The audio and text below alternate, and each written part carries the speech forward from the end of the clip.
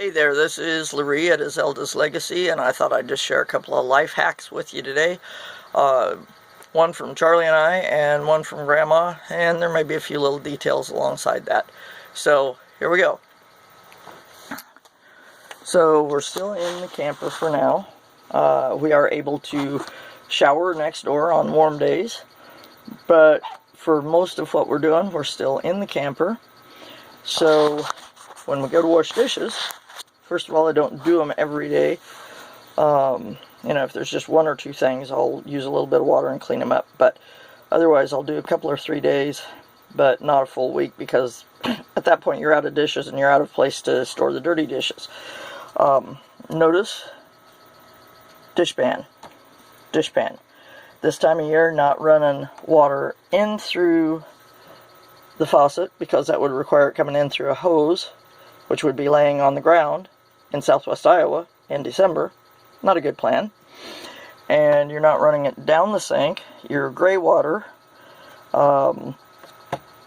would be going out through a pipe. He has it set up to go into PVC, but if there's a low spot and then a high spot where his flow wasn't quite perfect, you could get ice built up in there, so we're not running gray water out through that. And besides that, some of those tank spaces are not as well insulated as the living space of the camper.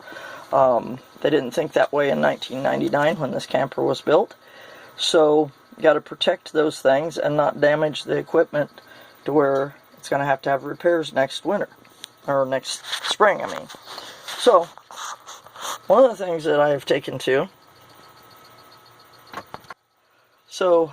we do in fact have a stove under here, under this cover, but if you're not wanting to fire up the gas stove, because first of all it takes longer to heat water that way, and you're using up gas that could otherwise go to cooking a meal or heating the camper, this actually does a wonderful job. Obviously you don't want a coffee pod in there, and your first couple of times through, it's going to come out a little bit dark, like maybe a weak tea. But just put that in your wash water. I've run this 6 or 8 times through, and so the water's coming out pretty clean. But it's a quick way to heat up water. And this would also work if you were in a motel room and their tap water was not as hot as you needed for something. There's generally a little coffee maker. This might work if you were running on generator power or battery power. Might be a better idea than trying to fire up an electric water heater, which might overload what you had available electric-wise. So this would be a quick way to go about getting a little bit of hot water. And while that's finishing up, I'm going to go show you something else. This is a simple grandma life hack that it's so simple, but yet sometimes it gets overlooked. When we were on the truck, we used a lot of wet wipes. That is a truck driver's best friend for quick cleanup in the truck, and good for campers also, as long as you're not leaving them laying around. They can go into the fire or they can go into the carry-out trash. But in Grandma's house, there was always some kind of a bowl sitting there in the kitchen that we could wash our hands in right quickly, and when the water gets nasty, you just simply go throw it out.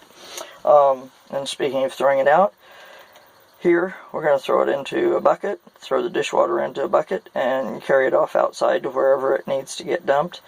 And while we're thinking about that, the bathtub right now isn't getting used, of course, because of the cold weather. So things like dirty laundry can be stored there. You make use of the spaces that you have, as long as you're not damaging it for future use next summer, or whenever it's warm enough that a body is using this tub as a tub. So back to here,